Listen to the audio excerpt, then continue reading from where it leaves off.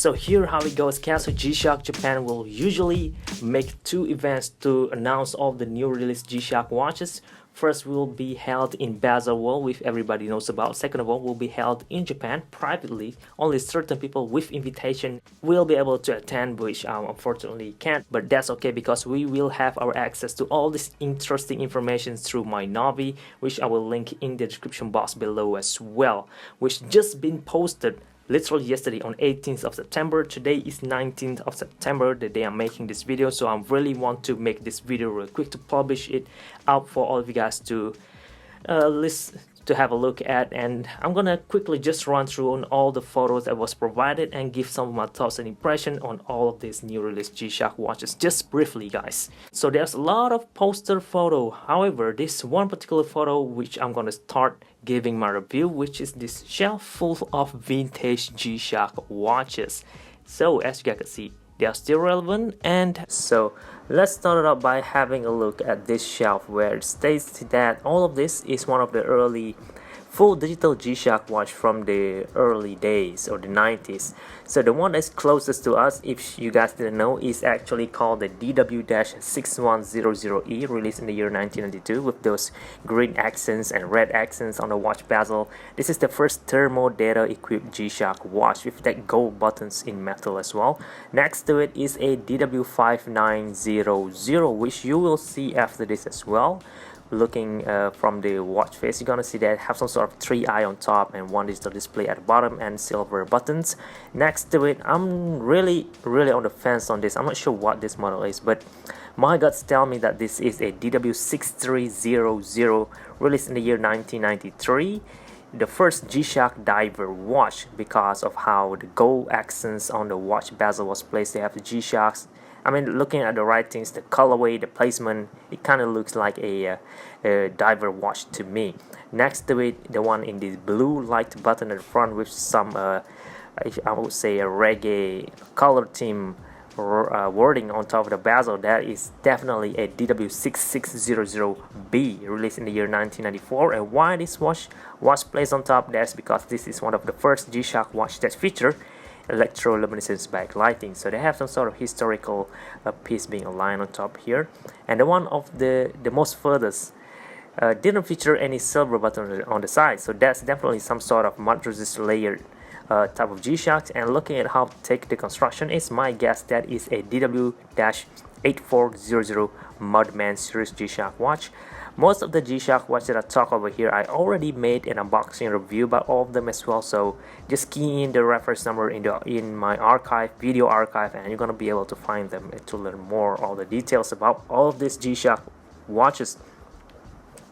Moving on to the next photo, we're gonna have a look at more analog digital sides now, aside not digital anymore.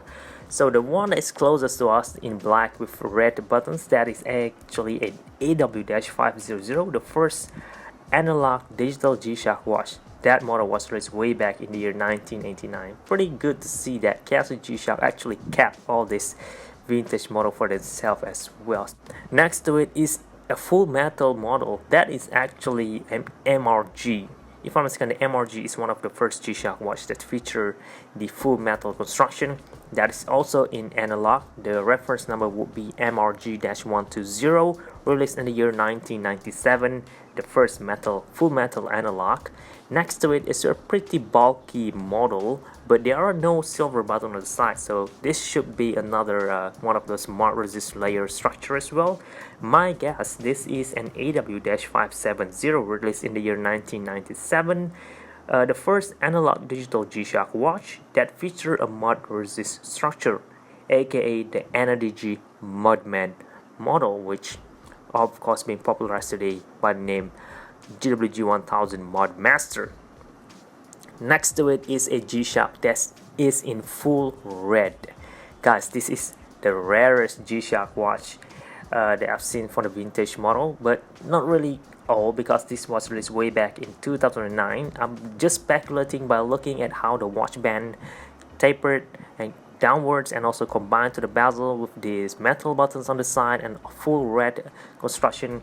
This definitely be the NAW-591 RED. Yeah, released in the year 2009 with a collaboration team with US Culture Series, if I'm not mistaken. They call this the Red Man, which is very very rare, one of the rarest AW591 series G-Shock watch. I haven't seen this watch in person or even anyone selling this watch at all, so it should be very very rare, right? The last but not least, on the furthest, is pretty blurry, but my guess that is also an AW591 series, just probably a basic full black version that we could easily grab today. Alright, moving on, we're gonna have a look at Mtg B1000 full metal, a newer version that came in a metal bracelet, red accent, silver body. This is should be the most generic release. Silver body version is usually a basic model, and it came with composite in red layered bracelet, which is similar as the first MTG that was released in 2013 called the MTG S1000, that also features similar style bracelet. So this is no surprise at all. If you're already used to this MTG series, you kind of like see this coming. Next is also another photo of the clasp of the MTG, which featured two resin spot or square-ish that sandwich the G-Shock writings. That is definitely one of the most practical thing that they put on the bracelet that could avoid scratching your bracelet as easily, and also add some grip on your wrist when you place your hand on top of a table, and also it's very very incredible innovative idea. Next is also another MTG G-Shock watch, now a new colorway, black and blue, very gorgeous blue, and since they feature blue accents, the bracelet will also came in this similar layered composite bracelet, but now it will came in blue to match with the writings on the body. I will talk all the details on the monthly review video, guys, but for now I'm just gonna quickly run through on all the G-Shock watches that we are gonna get soon. Now we are going to have a look at the GST, the G-Steel series in Bluetooth with carbon fiber textured bezel, looking really gorgeous with this IP plated body now, with IP plated watch face. I'm not sure, but it matching blue watch face, very cool looking. This is the GST B100XB, if I'm not mistaken. But my eyes is actually focusing on this guy over here. This is the GST B100 in gold IP body with matching very contrasting navy blue watch face and watch band as well. Very very beautiful in my opinion. I love how sleek it looks. I love how they combine all the colorway and all, except for the price. It's still very expensive for me to afford right now, so I'm gonna wait until I could afford this and then I'll grab this on it. If you want to support this channel, if you want to see me unbox all of these G-Shock watches that I'm talking right now, please head out to my Patreon page and become a patron, donate, and you will be able to see me unbox all this G-Shock watch and also get a chance at huge G-Shock watch giveaway, which will be made when we reach our goal. Link in the description box below if you want to contribute.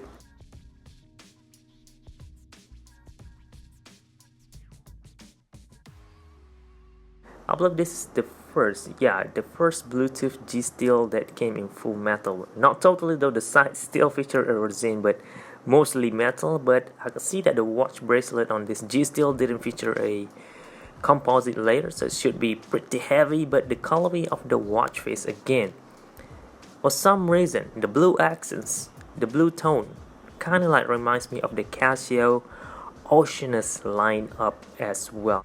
Alright, moving on to the most interesting release of all the model that they announced. This is it, this 3 Bluetooth Square G-Shock watch with tough solar feature built in it. Really incredible design, very innovative, but still more affordable compared to other models, and I believe this is the best release yet. So there is black and gold, full black, and black and blue. The black and blue version caught my eyes the most, and it also featured a full resin watch band only, unlike the other two which feature a combi bracelet, a composite link resin bracelet. Looks like metal, by the way, so that makes this watch band pretty lightweight and also much more affordable. As you guys can see, the black and blue looks like they have similar watch face, but the gold version, despite came in positive, the watch face design also different as well. It looks like they have a multiband 6 being stamped on top of there, much more cluttered, but the black and blue looks much more cleaner. The blue version will cost about 21,000 Japanese yen. The bracelet model will came in 26,000 Japanese yen, and all of this model will be releasing on October, which is next month. So I'm really excited for this. Much more affordable options, but just not made out of metal like the GMW B1000 that everybody craves about, you know. This is the first MRG G-Shock watch ever that feature a resin watch band.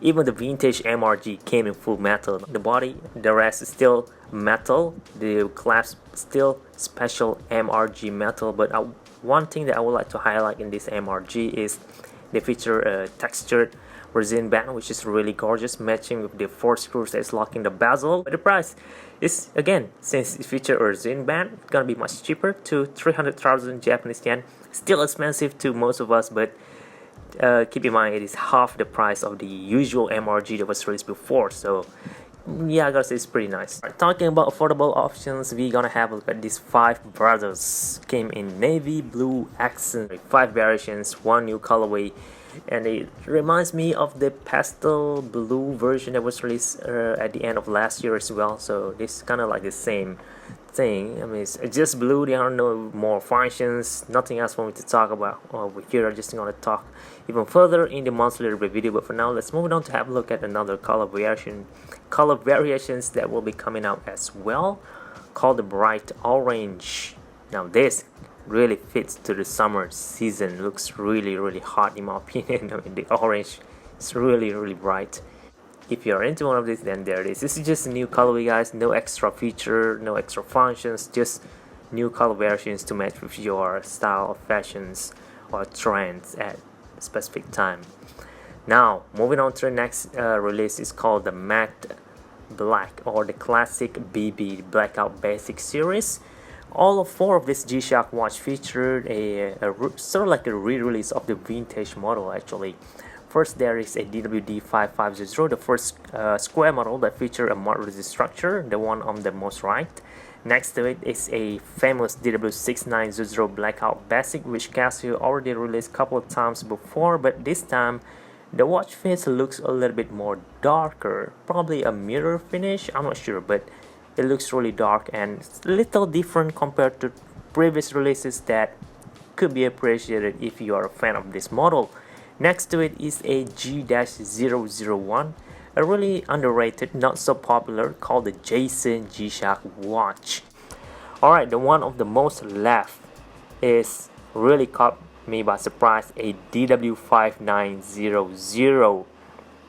I actually thought Casio will only stop at the DW5700, the round version of Square G-Shock watch, but they don't. They actually released another one as well, a 3i, the first 3i G-Shock watch that was introduced into the market, guys, in the year 1992. This is what makes us have the DW6900 today. You guys can already see how it features a 5000 series square-ish body with 3i that is similar to a 6900 model as well. But it looks much more slicker, still have the rugged appearance on top of it, and the price is still very low. So all this 4 model not gonna break the bank in my opinion, and it's still gonna look really cool. And I like that 5900 a lot actually. And I believe that is all for now. There's Magma, Ocean, and Glacier Gold model as well, which I will talk about on the monthly review video. But for now, I'm gonna sum it up over here. And don't forget to comment down below what are your thoughts and opinion, and also which model will you grab, which one did you like the most out of all these G-Shock watches that will be coming soon. Keep in mind, this is not all of them. I'm very certain there will be more and more that Casio just kept as a secret. They usually does this, and they will be announcing every single month.